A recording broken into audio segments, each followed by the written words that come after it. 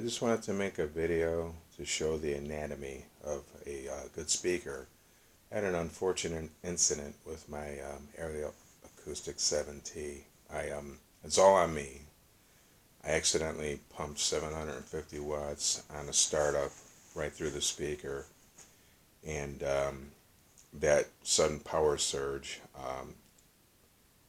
damaged one of the crossovers. It just blew out a resistor. Other than that, that's the only thing it did, which when you think about this, that sudden power burst into a speaker, and that's all it did, to me, that's not bad at all. I was afraid I was going to blow out some of the drivers themselves, but that was the only thing that happened. So with the help of Michael Kelly at Ariel Acoustics, we troubleshot it, and I sent him in the board that I took out, the mid and treble crossover board, shipped it off to them. The next day they had it fixed and sent it back my way, so I really like to thank them for that. So as you can see, I've got a soldering iron and stuff back there because I had to actually remove some of the speakers out of here to get to the crossover.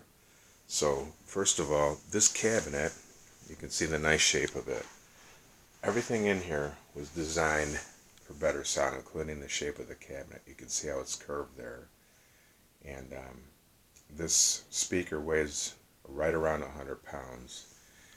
And you can see how thick that front baffle is. Everything in here is that thick. This is actually pressed in 7 layers. So I don't know how well you'll be able to see it, but let me try. Sorry for the poor quality.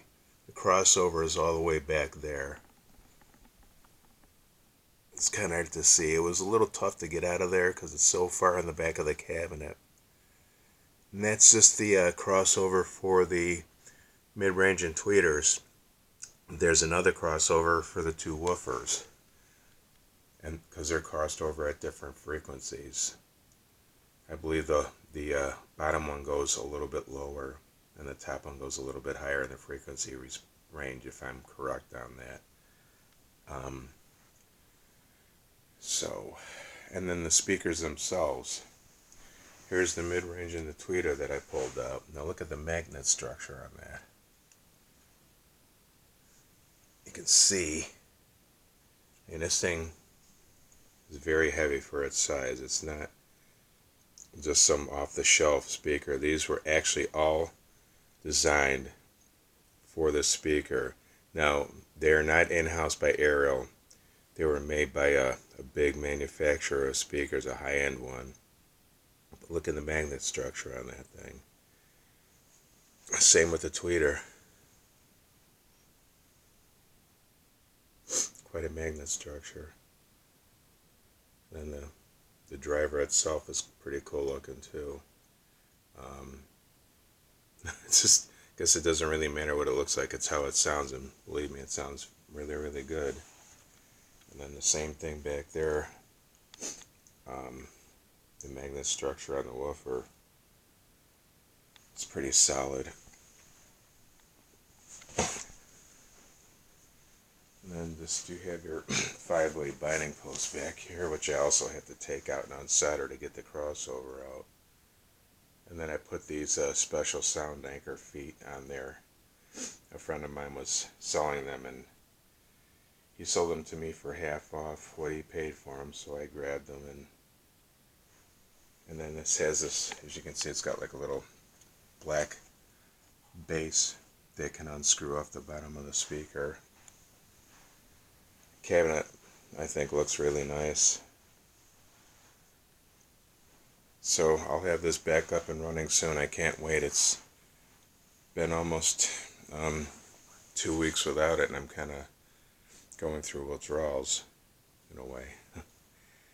One of the other things I wanted to mention on this is, just because now if you look at these woofers, there's my hand in perspective. It's not a big woofer, okay? But I'm telling you, the bass that these speakers put out is just incredible. It's not meant to, like, bang you in the head or blow your chest back. But it's tight, it's clean, it's solid, and it's got a great presentation in the room. As a matter of fact, I've got speakers in the back of my room that these replaced, and they have I want to say 15-inch powered subwoofer and four 6.5-inch drivers in them. And the bass out of these is far superior. I mean, it's not even a close race. Now, I'll grant you that these were almost 3 times the price of those, so I really think you get what you pay for. So, I just wanted to show this to people who might want to know, well, what do you get in a, this isn't a, this isn't a super high-end speaker by any means, but it's not something you're going to find at Best Buy either. So, anyway, I guess I'll end it there. Thanks.